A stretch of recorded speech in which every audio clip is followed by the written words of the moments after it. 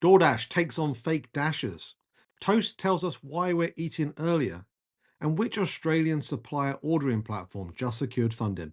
That's all ahead on this week's Digital Restaurant.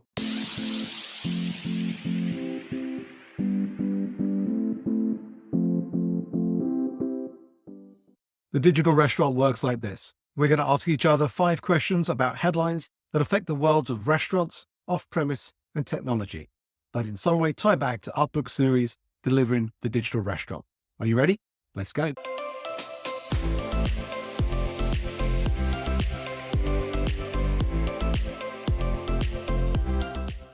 Happy Monday, Meredith. How are you doing today? Very well, Carl. How are you doing? I'm getting into the festive spirit. Are you getting into the festive spirit? Have you got all the family's Christmas presents yet? I do, and I'm wearing a green sweater. And today I went to Lincoln's Christmas performance. So adorable. Nice. What did he play? It was singing and recorders because it's, the third grade. And I confess I cried a little bit. Because the recorders were that bad. I get it. It was so stinking cute. Oh, So okay. sweet. Right. Yeah. Bad recorder playing makes me cry. They were excellent. Very good. He takes after his uncle. That's good. We have lots of stories this week, and we have to only choose 5, but you're kicking us off with the first one. And personalization, Meredith, is it finally happening? Tell us. You'll remember we talked about personalization quite a bit in the very first book that came out in 2021. And here we are at the end of 2024. And it would appear that the big brands are finally making a push toward it. This is the inevitable conclusion of all this digitization. As consumer transactions become increasingly digital, that means they are easier to track, they are easier to find patterns in, and then they are easier to personalize as a result. Now, maybe it's just because of the year we're in, coming off all this inflation, or maybe it's just this is the imagination that we have here in the restaurant industry. But at least in this article, which was in NRN by Alicia Kelso, most of the brands she cited were talking about personalization of offers. Chris Turner said that's what they were doing at Yum. The CEO of McDonald's, Chris Kapinski, said they could better target value, meaning they could give both pricing and offers differentiated to consumers. It was less around, say, experience or menu, at least the examples cited in this article, and much more around pricing and promotions. It's good to hear there's some momentum happening in that direction, but I think there's so much more to come in this. We really are in the early days of it, but it starts by getting a handle on your data. So to hear that, hopefully, is showing that maybe some of these bigger groups are starting to get a handle on it. Another trends report is out. This time, Toast has their trends report, and it is reflecting a shift in dinner time. What else is in this report? Tell us about it, Carl. There are a few things that interested me about it. It's first of all, 27,000 locations were included in this. They were looking at their reservation patterns in particular. Toast have a myriad of various different products right now. This was supporting their reservations aspect. And as you say, the main thing that stood out was that there's an increasing trend of diners making reservations on slower days. Compared to the same period last year, restaurant reservations for Mondays and Tuesdays have gone up by something like 11%, while those for Saturdays have actually decreased by 1%. So it suggests that perhaps guests are opting for a quieter dining experience, maybe earlier in the week, maybe to avoid crowds typically associated with the weekends.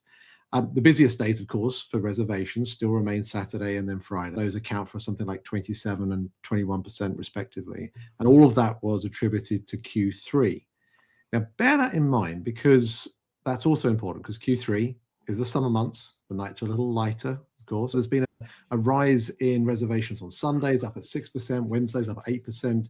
The main thing that really stood out to me here, but dinner bookings at 5 p.m. saw an 8% increase, while reservations at 4 p.m. saw a 3% increase, whereas 7 p.m. reservations dipped slightly. There are some other elements in the report as well. Decrease in cancellation rates and increase in same-day reservations was the main theme on this. Cancellations dropped to 17%, down from 19% the previous year. Maybe people are now getting better reminders and notifications from Toast about the reservations that have been made. That's encouraging because cancellations are terrible for restaurants because they might have said no to someone that was just a walk-in, for example.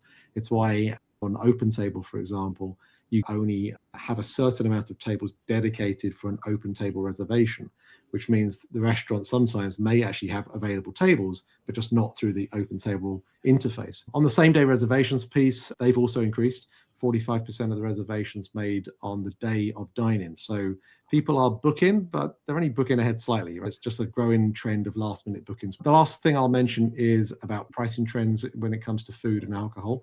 On the alcohol front, beer prices rose by 2.4%, while whiskey and vodka drinks saw price increases of about 2.7%. The highest price of all beverages, can you guess which one it was, Meredith? Average highest price for the average spirit beverage? Tequila. Yeah, Oh, $13.48 per serving typically. Also, food prices going up as well. No surprise here. Chicken tenders gone up by 5%, burritos by 4%. Fajitas, bowls, and pasta dishes also saw increases. Interesting to be able to see what we'd expect in the inflationary environment that we're in, but they were able to put some very specific price points down. So those of you that are interested in where your prices are relative to the competition, seeing what's going on, maybe you've taken a price increase this year on certain items, it might be useful to look at the report to compare on that front.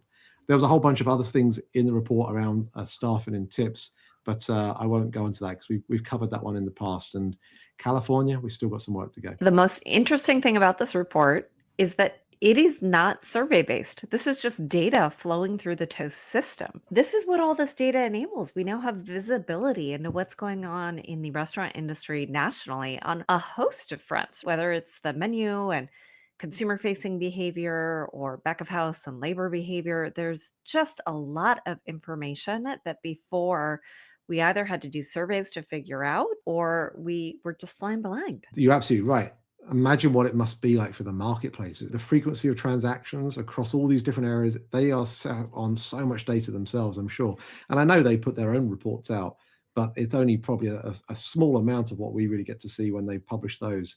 It just goes to show how data really is the real currency of success in this space now. Talking of the marketplaces, DoorDash have been in the news. They're cracking down on fake driver dasher accounts. What's going on there? DoorDash is proactively clamping down on fake driver accounts. The reasons that they're fake, using someone else's account might be because your own account was deactivated, might be because you are not legally allowed to work in the US, a whole bunch of reasons why you might have a fake account to begin with. What I thought was most interesting about this article is that not everyone is being asked to re-verify themselves. Only 150,000 of the dashers are asked each week to re-identify themselves. Some of those, I don't know if these are the ones that AI has flagged as the most likely to be fake. Some of those actually have to verify mid-delivery who they are that's doing the delivery. So someone can't hand off to the driver and then let someone else execute. And the other thing that was interesting here is that they said monthly deactivations have more than doubled, presumably because of the efforts that DoorDash is going through. It will be interesting to see if that causes the cost of delivery to go up, if there are enough drivers to go around, if it affects some areas more than others. There were certain cities they mentioned where they're really focusing this in on. Can't wait to see the follow-on effects of this. And kudos to DoorDash for taking it on. I wonder what the other side of the story is on that. For those dashers that have had multiple accounts, are they doing it because of reasons that they feel like they might be able to gamify the system in some way? It'd be great to hear from them. If you know anyone that has multiple dasher accounts, they'll be anonymous. But we like to get extra sources on this kind of stuff, so do get in touch. Hi, Carl here. Just to interrupt the show briefly to remind you that if you have yet to get your copy of either of the Delivering the Digital Restaurant books, now is the time to get one. If you head to thedigital.restaurant, you're going to be able to get the best price available. You can also listen to both books with yours truly talking about them on Audible. You can get a copy off Amazon if you'd prefer to order through them. But if you haven't got the books yet, get them. They really are going to transform the way in which you look at the restaurant industry and the way in which technology is disrupting it. A company called Fresho has raised $17 million. Tell us about Fresho and what they're doing that's worth so much money. I hadn't actually heard of them before. They're a Australian-based company. They're in food order management. They've got a platform which allows restaurants to be able to order from various different suppliers and do it in a very automated fashion. Now, the company has raised up to about 50 million up to this point. As I say, they're based in Australia. They were founded about 9 years or so ago. And it's all about automating the wholesale food supply chain. Its platform connects restaurants with suppliers and therefore simplifies the often complex and error-prone process of food ordering. And of course, the challenge of managing food orders, which is the pricing, the supply relationships, it's a significant one, especially in the restaurant industry. And traditionally, restaurant operators and wholesalers have relied on relatively manual systems, which of course are more prone to errors, inefficiencies, and certainly increased costs. And so Fresho has built this platform to eliminate many of the challenges by automating a lot of the key processes. And that includes things like real-time pricing and availability from suppliers. It reduces the need for the back and forth communication that often will exist. And as a result of removing the manual entry, it can minimize a lot of the errors as well. As part of its growth strategy, Fresho serves a wide range of clients. They currently support 53,000 venues in Australia, in the UK. They're growing their presence here in the US as well. They've got 1,500 suppliers across these countries, which tells me that they've probably still got some way to go, because there's probably a lot more than that out there in terms of those servicing those venues and the other venues that they actually want to support. But many of those restaurants are the small independents. You can understand why, for those folks in particular, why this would be really attractive, because a lot of the larger scale establishments probably already have systems like this in place. It comes back to this whole idea of SaaSifying the industry. It's just another part of it being SaaSified. Their pricing model was really interesting because it's not a SaaS fee to the restaurant. It's actually a SaaS fee to the wholesaler and then free for the restaurant to use. It sounded like it was a volume-based SaaS fee. It was not a straight up percentage. I feel like a win for restaurants. I think so. Look, ultimately, you've got to help both sides of it. The restaurant clearly gets a lot of benefits, not only on just the price, but also on the efficiencies on their end. The supplier is going to be able to benefit also by being able to just remove a lot of those inefficiencies that ultimately end up costing them one way or another. It's a really interesting way of automation and AI coming together to be able to help make better decisions. As I've been saying for a long time now, this idea of how can you help the GM get out of the office and spend time in front of their guests, in front of their team members, and not do these types of activities, which back in my was often done late at night, last thing to do, which of course, after a long day, you're more likely to make errors. You can understand why using a platform like this can address a lot of those types of challenges.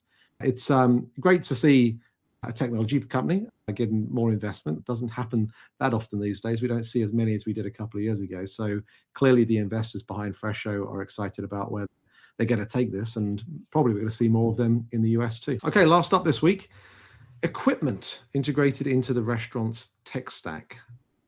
Bringing back memories here, Meredith, of our time together at Kitchen United when we started looking at ways to bring automation and equipment together with helping us run that operation. Does this link to that in any way? This is an article by Patrick Knapp, who's the VP of Ops at Bobby's Burgers. That's Bobby Flay's burger concept. He goes through a variety of different tech solutions that they are deploying at Bobby's Burgers.